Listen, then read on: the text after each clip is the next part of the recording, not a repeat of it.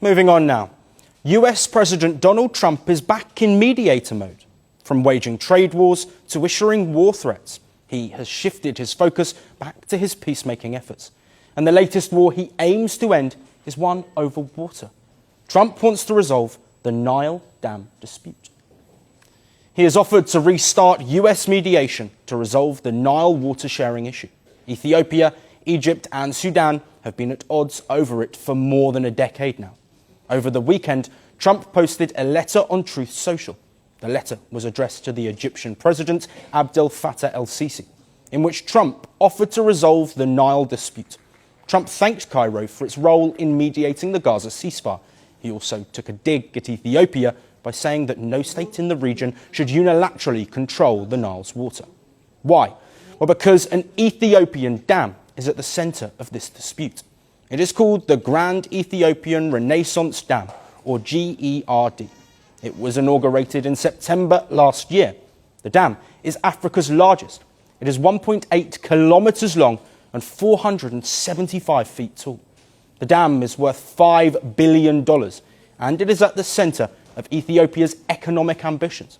It is expected to produce more than 5,000 megawatts of electricity.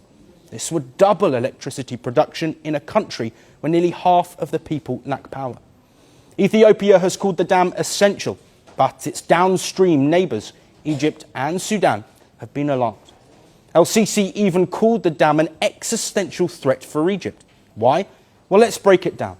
The GERD is situated on western Ethiopia's Blue Nile, which later joins the White Nile in Sudan to form the Nile River, which flows through Egypt to the Mediterranean. Egypt is a desert country. It depends on the Nile River to supply its 110 million people with fresh water. Cairo has long feared that the dam will drastically reduce the Nile's flow and severely affect its agriculture and other sectors.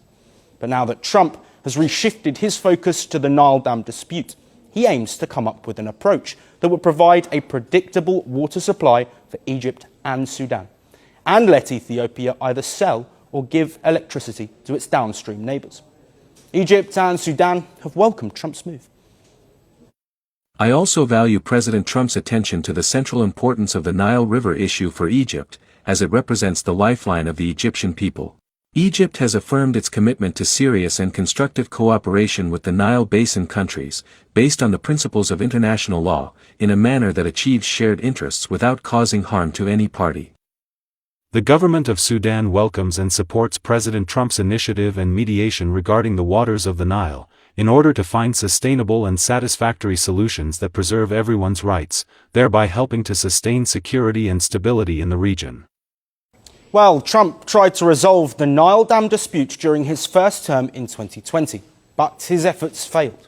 He even threatened Ethiopia that Egypt would blow up the dam. And despite the 2020 failure, Trump is back in peacemaker mode.